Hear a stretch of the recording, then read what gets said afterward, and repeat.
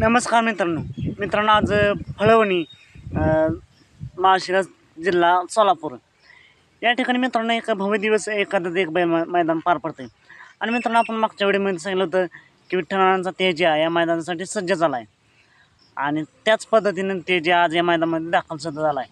मित्रांनो तेजाचा पायरा कोण तर तेजासोबत आपल्याला आदत किंवा वसंतराव पाहताना पाहायला मिळेल।